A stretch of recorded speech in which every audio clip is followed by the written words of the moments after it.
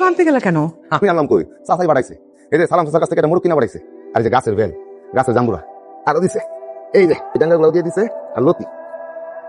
খালাম্মা, এগুলো কিন্তু সব আবার নিজে চাষ করে। আহারে, উনি এত কষ্ট করেন? আরে চাচার কিসের কষ্ট, কৃষকের তো কৃষিকাজই আনন্দ। তারপরও বয়স হচ্ছে না। যে তোমার পছন্দের কদবেল আর এই যে পছন্দের তেঁতুল, কাঁচা তেঁতুল তোমার আব্বাই পাঠায় নাই, তোমার আব্বার হুবু জামাই জোগাড় করে নিয়েছে। I love you. I love you too. যাও। তুমি না কইছো এবারে লুচ্চা, তুমি একটা লুচ্চা বাড়া কাইতে যাইতাছো, এটা দেখে আমার মাথা গরম হইতো না? তুমি সামান্য ব্যাপারে যদি মাথা গরম করো তাহলে দুনিয়া চলতে পারবে না। কিন্তু দুইজনই দুইজনের কি আর দিবা। আর আমরা দুজনের কি আদৌ ঢং দাও, গাড়ি সামনে টান দাও।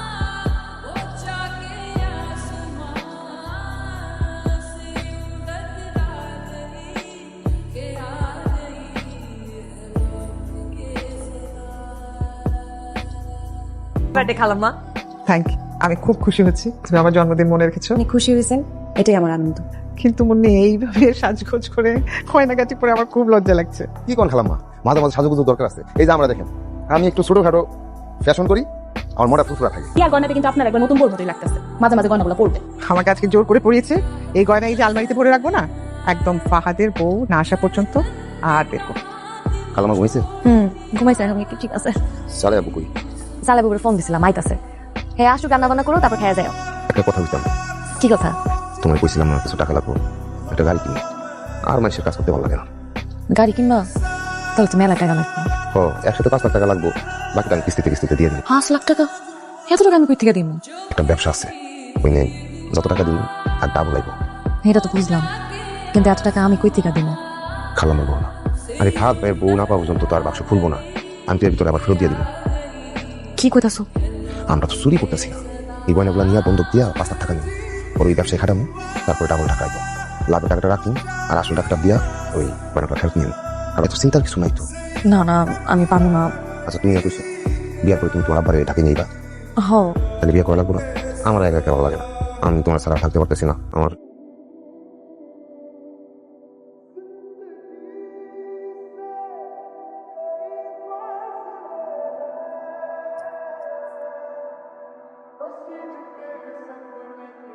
তোমার একটা কথা জিজ্ঞেস করতে চাই। কি কথা? মোবারক ছেলেটা কেমন? খালাম্মা, মানে হঠাৎ মোবারকের কথা জিজ্ঞেস করতেছেন? মানে তোমাকে বেশ পছন্দ করে, একটু বেশি পছন্দ করে, তাই না? আমরা তো একই গ্রামে একসাথে বড় হয়েছি, আর ঢাকায় আইছি কেয়ার সার্ভিসে কাজ নিছি, এটা ওর কারণে। পড়ালেখা কত করেছে?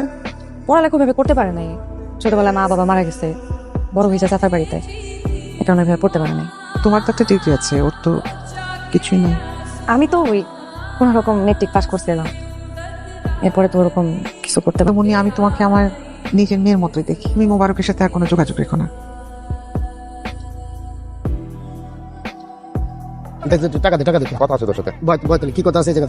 বয়, চা খাবি? এই যে 5 লাখ টাকা দিল, এই টাকাটা ফেরত দিলে গয়নাগুলো ফেরত দিব তো? গয়না ফেরত হবে নাকি? ওর দোকান আছে না? আমি স্লিপ নিয়ে আসছি না? হ্যাঁ, তুই এত ভাবলাস কিসের জন্য? কত দেই?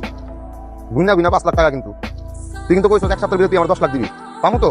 ওরে ভাই, এই ব্যবসায় যত টাকা ডালবি তত লাভ, যত ডালবি তত লাভ।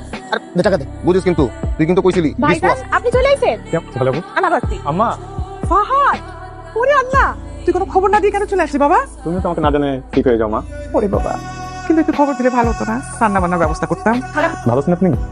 জি, আপনি ভালো আছেন? আমাকে দেখে এখন আলহামদুলিল্লাহ ভালো। তুমি বইবে পান খাইতেছো, বাড়ি দেখতে তো সর্বনাশ হয়ে গেছে। কি করবো না? আরে ফাহাদ ভাই তো চলে আইছে, এখন যদি ঘটনাটা দেখতে চাই? আমি কি কও, বুঝা বুঝি তুমি চিন্তা করে কিছু হইব না।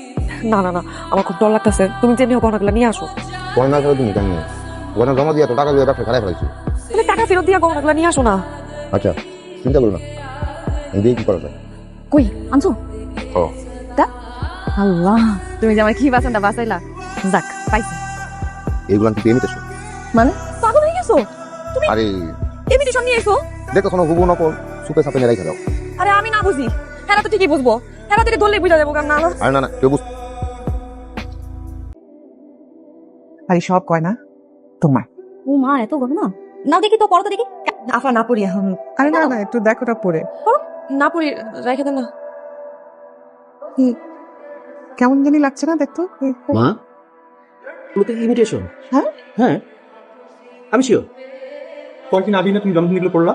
হ্যাঁ হ্যাঁ, তোকে তো ছবি পাঠালাম আমি। তাহলে পুলিশকে ব্যাপারটা ইনফর্ম করা দরকার।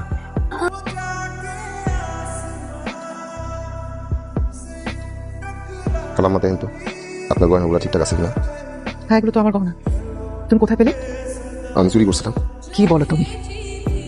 আমার অবশ্য একবার সন্দেহ হয়েছিল, আর তোরা এই নির্দোষ মেয়েটাকে শুধু শুধু দোষী বানালি। না না, মুন্নির কোনো দোষ নেই, ব্যঞ্জন সব মিটাই তো দিছি। তুমি তো তোমার নকল গহনা ফেরত নাও নাই। গহনা ফেরত দিতেইছো, দিয়া আমার বিদায় দাও। শোনো, কি উনমু, বিয়ার দিন তারিখ দিতেইছো, দাও দিতেইছো। বিয়ার তারিখে আমি একা ঠিক করতে পারবো? তুমি না কইছো বিয়ার তারিখ আমরা দুজনে মিলা ঠিক করবো। আসল গহনা ছেড়ে নকল গহনা বেছে নিলে দুনিয়ায় কেউ কাউরে কষ্ট দিয়া কোনোদিন সুখী হইতে পারে না। তো আমি তোমাকে অনেক ভালোবাসি না। আমি জানি আপনি বুঝেও কিছু করবেন। মোবারক তো আমাকে ছাড়া কোনোভাবে চুরি করতে পারতো না। চাবি খুশিটা তো একমাত্র আমি জানি। ফাহাদ ভাইয়ের লোক আমার বিয়া ঠিক করছেন। অনেক লোক করছিলাম, ওই শাস্তি আমি পাইতাছি। শোন, অভাবেও শান্তি আছে যদি ভালোবাসা থাকে।